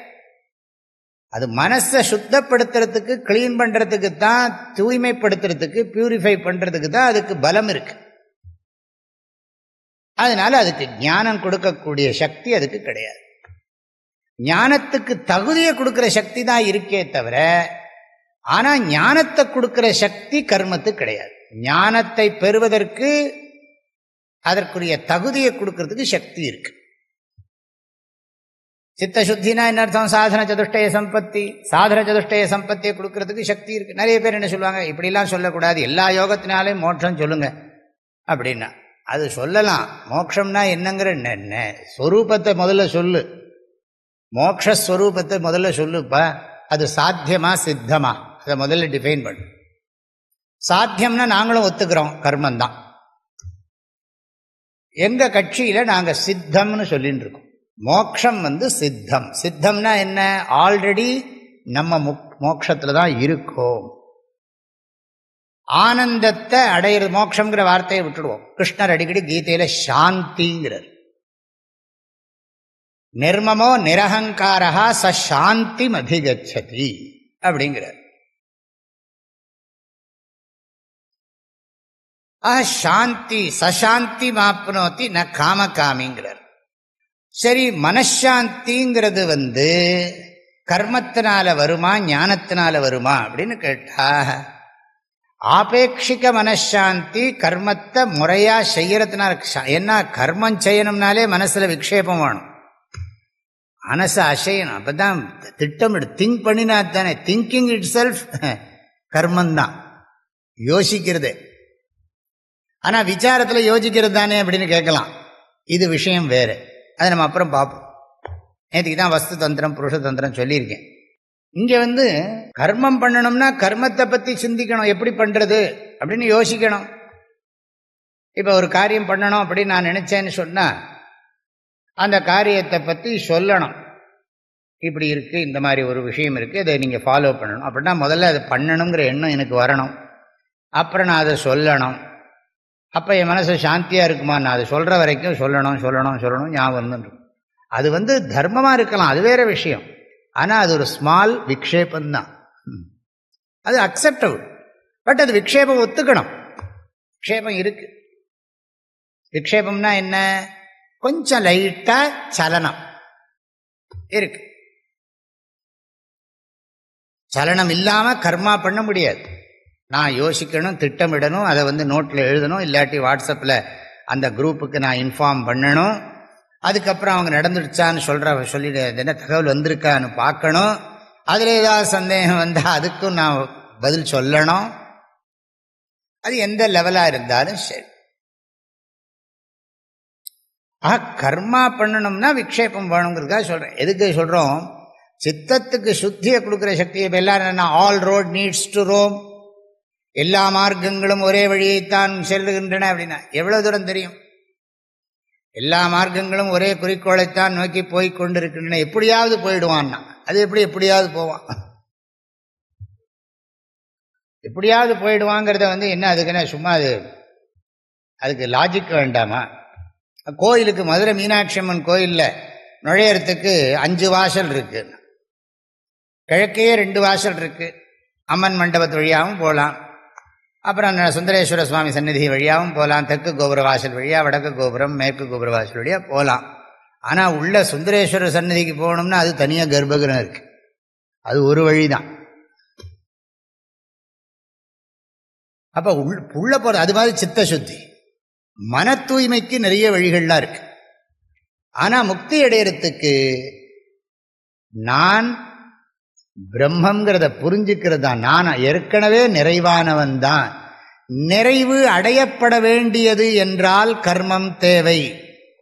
நிறைவாகவே இருக்கிறேன் என்பதை உணர்ந்து கொள்வதற்கு ஞானம்தான் தேவை. என்னுடைய நிறைவின்மை என்பது கற்பனை என்று புரிந்து அதை நீக்கணும். அதுக்கு நான் என்ன ஜபம் பண்றது சொல்ல போறார் அவரே. கோடிக்கணக்கான கர்மா பண்ணினாலும் நீ மெய்ப்பொருளை அடைய முடியாது. எத்தனை பூஜை பண்ண, நம்ம பூஜை பண்ணாமையா இருக்கும், நமக்கு தெரியணும். நம்ம பூஜையெல்லாம் பண்ணுவோம், ஜப்பமெல்லாம் பண்ணுவோம், ஹோமமெல்லாம் பண்ணுவோம், அது மனசை நல்லா வச்சுக்கிறதுக்காக. ஆனால் மோட்சத்துக்கு அது சாதனம் கிடையாது. குரு வேதாந்தம் படிக்கிறதுக்கு இந்த கிளாஸில் உட்கார்ந்து பொறுமையாக படித்து புரிஞ்சுக்கிறதுக்கு தான் அதெல்லாம் சாதனமே தவிர, அது டைரக்டாக கொடுத்ததுன்னா என்னத்துக்கு கிளாஸு? ஓம் நமோ பகவதே தட்சிணாமூர்த்தே மஹ்யம் மேதாம் சொல்லிகிட்டே இருப்போமே சாயங்காலம் வரைக்கும். மோட்சம் கொடுக்கட்டுமே அதுவே. சுவாமிஜி உருகி தவிச்சா இறைவன் ஞானத்தை கொடுக்க மாட்டாரான்னா, அவர் சௌரியமாக வழி வச்சிருக்கிற போது என்னத்துக்கு அப்படி தவிக்கணும்? சரி பரவாயில்ல, போயிட்டு போகிறது. உருகி தவிச்சாலும் அவர் என்ன பண்ணுவார்னா பொறுமையாக படிக்கிறதுக்கு பிளஸ் பண்ணுவார். அவ்வளோதான் பண்ண முடியும். இல்லை உனக்கு நான் ஞானம் கொடுத்தேன் அப்படின்னு, நீ உன்னுடைய பக்தியை மெச்சினேன், உனக்கு ஞானம் கொடுத்தேன். என்னத்தை கொடுப்பார் அவர்? எப்படி கொடுப்பார்? ஞானத்தை கொடுக்கறது அவர் கொடுக்க. சரி அவரே டைரக்டாக டீச் பண்ணுறாருன்னு அவரே சொல்கிறார் ஞானத்தை கொடுக்குற. எப்படி கொடுப்பார் அவர்? சரி அவர் கொடுத்தா நீ உன் புத்தியை வச்சுன்னு யோசிக்கணுமா வேண்டாமா? அவர் கொடுத்ததை புரிஞ்சுக்கிற சக்தி உனக்கு வேண்டுமா வேண்டாமா? இப்போ புரிஞ்சுக்கிறதுக்கு நீ ஜபம் பண்ணுவியா, புரிஞ்சுக்கிற சக்தியை யூஸ் பண்ணுவியா?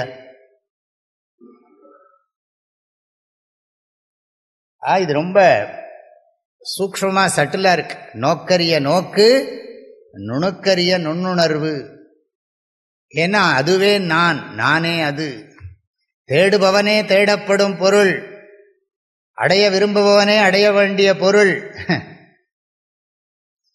என்னையே எனக்களித்த நின்னையானும் நினைவனே. அதுக்கு நான் என்ன பூஜை பண்றது? நான் அதுவாயிருக்க நீசை சித்திரம் மிக நன்று காண் அப்படின்னு தாய்மானவர் சொல்றார். குருநாதரை பார்த்து சொல்றார், நான் அந்த மெய்ப்பொருளாகவே இருக்கிறதுக்கு நீங்க எனக்கு பண்ணின உபதேசத்தோட மகிமை இருக்கே ரொம்ப ஆச்சரியம்ங்கிறார் குருவை பார்த்து. ஆக இந்த 11வது ஸ்லோகம் கர்மத்தினுடைய பிரயோஜனம் என்ன என்பதை சொல்லுகிறது.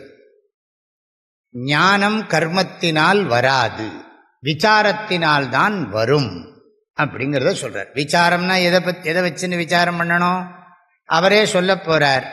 அது நம்ம படிக்க படிக்க நமக்கு புரிய போகிறது.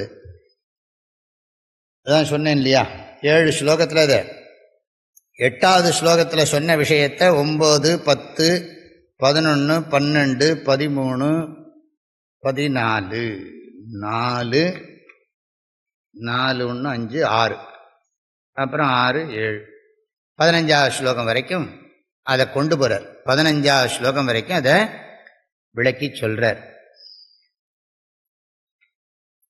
சந்திரசேகர பாரதி சுவாமிகள் ரொம்ப அழகாக நிறைய விஷயங்கள்லாம் சொல்றார். அத்தனையும் நான் சொல்லலை, ரொம்ப அற்புதமாக விஷயங்கள்லாம் சொல்றார். அப்படின்னா அந்த பாஷ்யத்தை படித்து படித்து சொல்லணும். ரொம்ப அழகாக ரொம்ப தெளிவாக சொல்லி கொடுக்குறார்.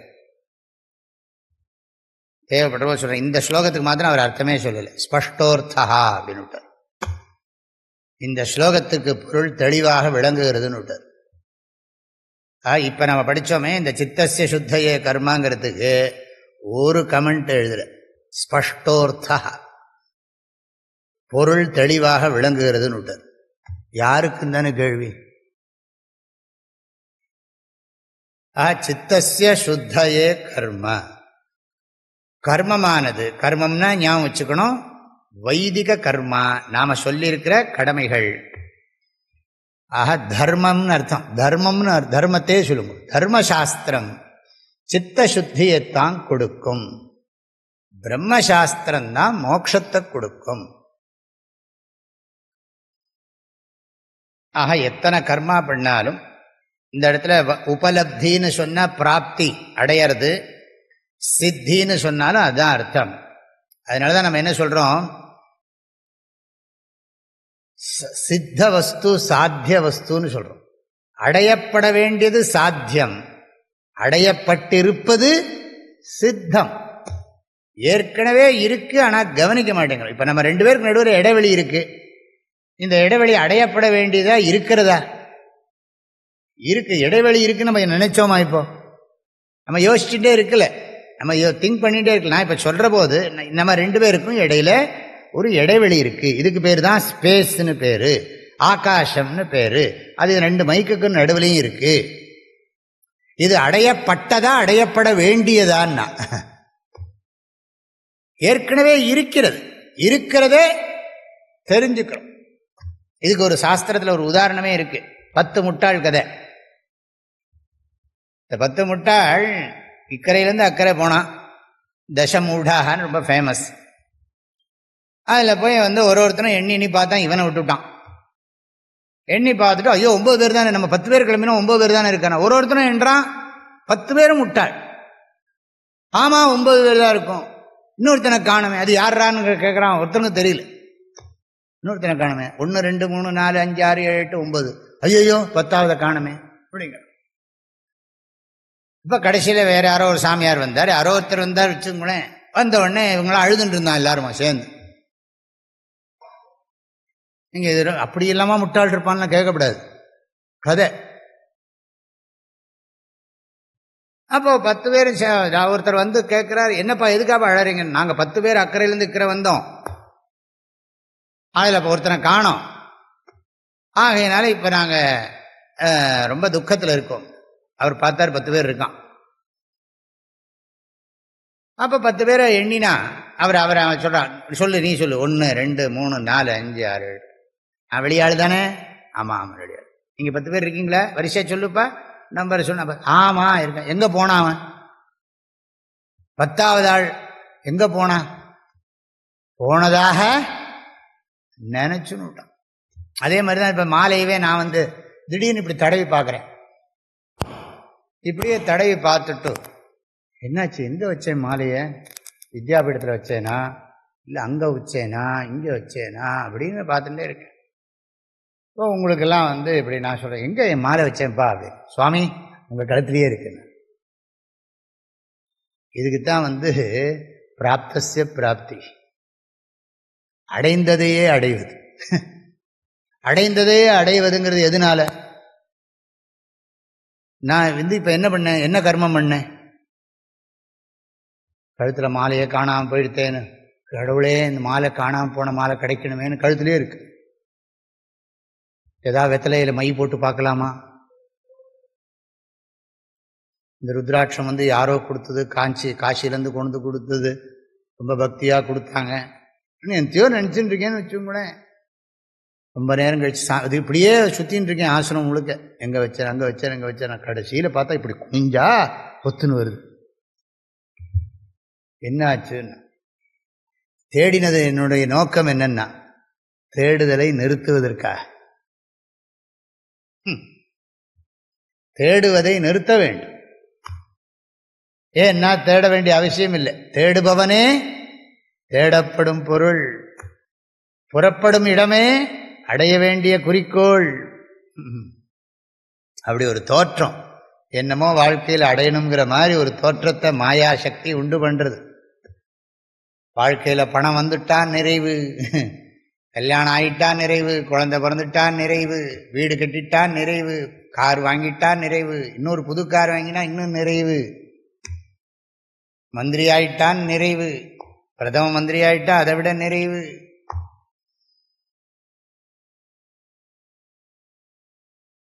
நிறைவாக இருக்கேன், ஆனால் இடையில எலெக்ஷன் வந்துடுத்து, நான் அதுலேயும் ஜெயிச்சாத்தான் நிறைவு. என்னது வாழ்க்கை முழுக்க நிறைவுக்காக ஏங்கிட்டே இருக்க வேண்டியிருக்கு. சரி பரவாயில்ல, அதாவது கொஞ்சம் நம்மளை உற்சாகமாக வச்சுக்கிறதுக்காக பண்ணிட்டு இருக்கலாம், அது வேற விஷயம். ஏதோ ஒரு லட்சியம் இருக்கிற மாதிரியும் அதை அடையிறதுக்கு முயற்சி பண்ணுற மாதிரியும் இருக்கலாம். ஏன்னா அப்போ தான் நம்ம வாழ்க்கையில் காரியம் ஏதோ உடம்பை நல்லா வச்சுக்க முடியும். ஆனால் அது உள்ளூர இருக்கக்கூடாது. எனக்கு வாழ்க்கையில் அடைய வேண்டியது ஒன்றும் கிடையாது, அடைய முடியாது, அடைஞ்சாலும் நிற்காது. எத் கிருதகம் தது அனித்யம். ஆகையினால இதெல்லாம் நடக்கிற காரியம் இல்லை, எனக்கு வேண்டாம். ஆனால் நான் சந்தோஷமாக உற்சாகமாக திட்டம் போடுவேன், அதை எக்ஸிக்யூட் பண்ணுவேன், பணம் கொண்டு வருவேன், செயல்படுவேன், எல்லாம் பண்ணுவேன். ஆனால் இது திருப்திக்காக பண்ணலை, திருப்தியினால பண்ணுறேன். ஆனந்தத்துக்காக நான் செயலாற்றவில்லை, ஆனந்தமாக செயலாற்றுகிறேன். அதில் வர்ற ஆனந்தம் வரும் போகும், ஆனால் ஆனந்தமாக செயலாற்றுறதுலேருந்து நான் ஒரு பொழுதும் பின்வாங்க மாட்டேன். இல்லை தியானம் பண்ணு. அதான் சொல்றார் ஆத்மாபியாச உபஸ்திதைங்கிறார். ஆத்மாபியாச உபஸ்திதைக்கு என்ன அர்த்தம் சொல்றார் தெரியுமா சந்திரசேகர பாரதி சுவாமிகள்? இதுக்கு முதல் ஸ்லோகம். ஆத்மாபியாச உபஸ்திதைக்கு ஒன்று அதை படிச்சுட்டு இருப்பான், புஸ்தகத்தை எடுத்து படிச்சுட்டு இருப்பான். இல்லாட்டி என்னென்னா அது யார்கிட்டயா சொல்லின்னு இருப்பான். அப்புறம் டிஸ்கஷன் இருக்கு, யாருக்காக சொல்லி கொடுத்துட்டு இருப்பான். இல்லாட்டி யார்கிட்டையாவது கலந்துரையாடல் பண்ணிட்டு இருப்பான். இல்லாட்டி தியானம் பண்ணிட்டு இருப்பான். தத் சிந்தனம் படிக்கிறது, தத் கதனம் டீச் பண்றது, அந்யோன்யம் தத் பிரபோதனம். யாராவது ஒரு பண்டிதர் வந்துட்டாருன்னா அந்த பண்டிதர்கிட்ட இந்த வாக்கியம் அப்படி சொல்லியிருக்கேன், க்ஷேத்ரஜ்ஞாபிமாம் வித்திக்கு ராமானுஜர் என்ன சொல்லியிருக்கார், இவர் என்ன சொல்லியிருக்கார், ஆச்சாரியார் எப்படி சொல்றார் அப்படின்னா இந்த அத்வைத சம்பிரதாயத்தில் எப்படி இருக்கு. அந்யோன்யம் தத் பிரபோதனம், ஒருத்தருக்கு ஒருத்தர் தூண்டிக்கிறது. அவரும் படித்தவர், இன்னொருத்தரும் படித்தவர், ரெண்டு பண்டிதர்கள் சந்தித்துக் கொள்கிறார்கள். அவங்களும் ஒருத்தருடைய ப்ரெசன்டேஷனை ஷேர் பண்ணிக்கிறாங்க. இது இப்படி சொன்னால் நல்லா இருக்கும்னு எனக்கு தோன்றுறது. சரி, நல்லா சொல்லுங்க, நீங்கள் இப்படி சொன்னால் நல்லா இருக்கும். கேட்டுட்டே இருக்க. எதை பற்றின்னா அத்வைதத்தை பற்றி பேச. இல்லை யாருமே இல்லைன்னா, புஸ்தகம் படிக்கவும் இல்லை, டீச் பண்ணவும் இல்லை, இன்னொருத்தரோட கலந்துரையாடலும் இல்லை. என்ன பண்ணுறாருன்னா பூர்ண ஆத்மாசு சமீக்ஷதாம் ஜெகதிதம் தத்பாதிதம் திருஷ்யதாம். நல்லா தியானம் பண்ணிட்டு இருக்க. இதுதான் ஆத்மாபியாச உபஸ்திதைஹி அப்படின்னு முதல்ல அவர் ஒரு அழகா அர்த்தம் சொல்றார். அதுலேயே இருக்கானாம் சம்யக் தரிசன நிஷ்டையா, சம்யக் தரிசன நிஷ்டையா. இதையே சிரவணமரண நிதித்தியாசனம் பண்ணிக்கொண்டே இதுலேயே ஊறி இருக்கான். ஜிலேபி ஜீராவில் ஊறுற மாதிரி இதுலேயே ஊறின்னு இருக்காங்கிற.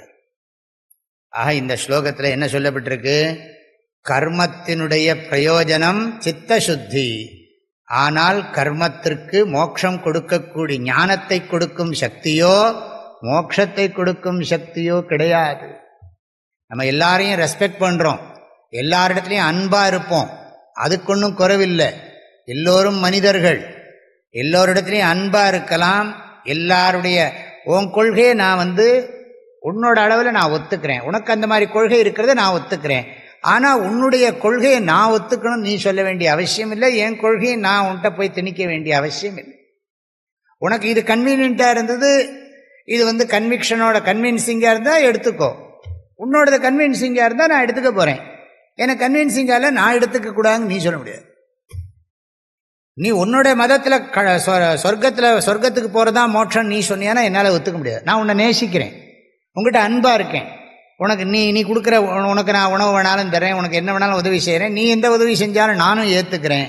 ஆனால் சொர்க்கத்தில் தான் மோட்சம் நீ சொன்னியானா அந்த ஐடியாவை என்னால் ஏற்றுக்க முடியாது.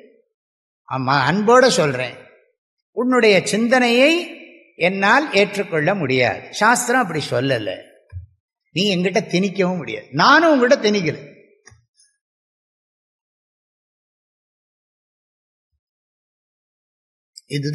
இதுதான் ஹானஸ்ட் லிவிங், பெருந்தன்மையோட வாழ்வு. ஞானம் இது கூட நமக்கு கொடுக்கலன்னா என்ன வாழ்க்கை? நமக்கு வாழ்க்கையை பற்றி புரியலன்னா இதை விட என்ன வாழ்க்கை? ஆனால் இது ஆதிசங்கரர் ரொம்ப அழகா சொல்றார். இது ஃபெனாட்டிசம் கிடையாது. பாருங்க, இன்னும் திரும்ப திரும்ப பார்க்க போறோம். இது ஒன்றும் குறுகிய மனப்பான்மை கிடையாது. அது மாத்திரமில்லை, நீ மற்றவங்க தான் இதை பண்ண வேண்டிய அவசியம் இல்லைங்கிறாங்க. நாம என்ன சொல்றோம்? அதெல்லாம் வேணுங்கிறோம். பூஜை பண்ணணும், ஜபம் பண்ணணும், ஹோமம் பண்ணணும், எல்லாம் பண்ணணும். ஆனால் அதுக்கு லிமிட்டேஷன் இருக்கு, அதை நம்ம மறுக்க முடியாது. வஸ்து சித்தி விசாரேண பவதி, விசாரேண ஏவ வஸ்து சித்தி பவதி.